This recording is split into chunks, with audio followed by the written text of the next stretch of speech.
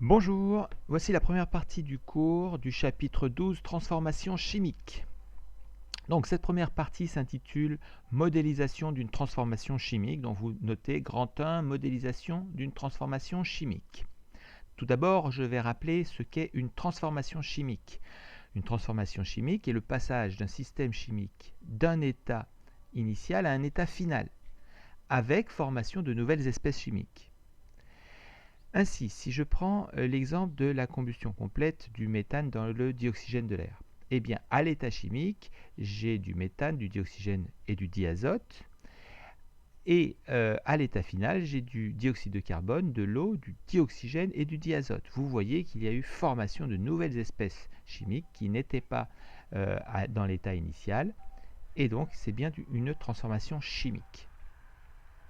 Un réactif est une espèce chimique consommée partiellement ou totalement lors d'une transformation chimique. Donc, dans notre exemple, eh bien, on voit qu'entre l'état initial et l'état final, il n'y a plus de méthane, CH4. Donc le CH4, le méthane, a été consommé entièrement, totalement. Donc c'est bien un réactif. Il reste du dioxygène, il est précisé, mais le dioxygène va rester en plus petite quantité parce qu'il a été partiellement consommé. Donc le dioxygène est aussi un réactif donc, dans cette transformation chimique. Un produit est une espèce chimique formée lors d'une transformation chimique. Donc, on l'a vu, le dioxyde de carbone, CO2, et l'eau, H2O, n'étaient pas dans l'état initial, ils se retrouvent à l'état final, donc ce sont les deux produits de cette transformation chimique. En remarque, on peut noter qu'une espèce chimique est dite spectatrice lorsque sa quantité de matière ne varie pas au cours de la transformation chimique. C'est le cas du diazote N2 de l'air. Il est présent dans l'état initial, mais aussi dans l'état final en même quantité. Sa quantité n'a pas varié, c'est une espèce chimique spectatrice. Passons donc à présent à la notion de réaction chimique. Une réaction chimique est un modèle d'une transformation chimique, c'est-à-dire c'est la représentation simplifiée d'un phénomène de la transformation chimique qui permet d'expliquer les observations faites. Elle est décrite, cette réaction chimique, par une équation de réaction faisant intervenir la formule brute et l'état physique, solide, liquide, gaz, de chacun des réactifs et des produits. À noter donc que les espèces spectatrices qui ne participent pas à la transformation chimique donc, eh bien, ne figurent pas dans l'équation de la réaction. Alors, pour écrire une équation de réaction, on va procéder de la manière suivante. Tout d'abord, on écrit les formules et les états physiques des réactifs à gauche et des produits à droite de part et d'autre d'une flèche. Ensuite, on équilibrera ou on ajustera l'équation à l'aide de coefficients, nommés nombres stoichiométriques, placés devant les formules des espèces chimiques en respectant deux choses. D'abord, la conservation des éléments chimiques, chers à Lavoisier, donc c'est-à-dire que le nombre de chaque élément chimique du côté des réactifs et du côté des produits doit être le même, et on respectera également la conservation de la charge électrique globale, c'est-à-dire que la charge électrique globale des réactifs est identique à celle des produits. Voyons tout ça sur l'exemple de la combustion complète du méthane dans le dioxygène.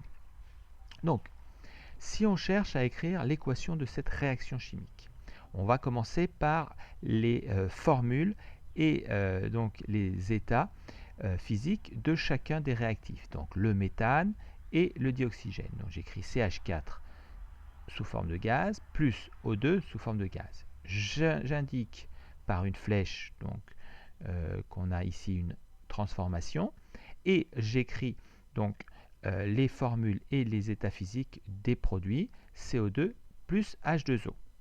sous forme de gaz l'un et l'autre. Maintenant, il va falloir que j'ajuste les coefficients stoichiométriques. Alors, eh bien, je me lance, je vais mettre un 1 devant CH4. Donc, je vais pouvoir compter comme ça le nombre de carbone. Côté réactif, j'ai donc un atome de carbone. Il va donc falloir que j'ai un atome de carbone côté produit. Donc, pour avoir un atome de carbone, eh bien, je vais placer un 1 devant CO2. Les carbones sont équilibrés. Passons maintenant aux hydrogènes.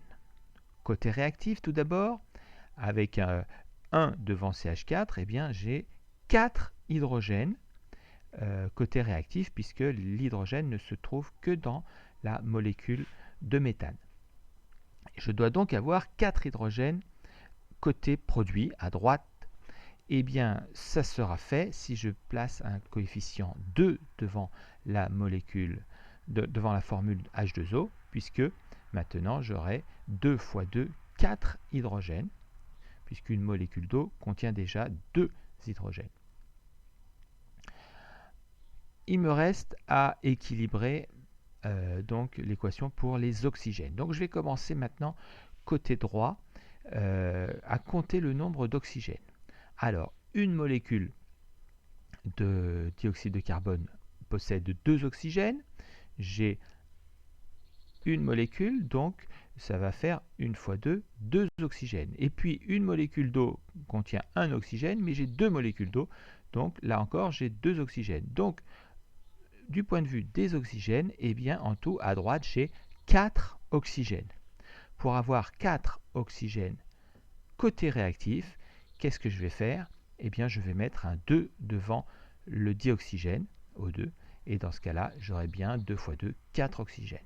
Donc j'ai bien la conservation des éléments chimiques, puisque le nombre de chacun des atomes de chaque élément est le même à gauche et à droite. Ici, on n'a pas de charge électrique globale, on a affaire à des molécules non chargées, donc il n'y a pas de problème pour la conservation de la charge électrique globale. Voilà, notre équation est donc équilibrée. Voilà, c'est tout pour aujourd'hui. Bon travail, bon courage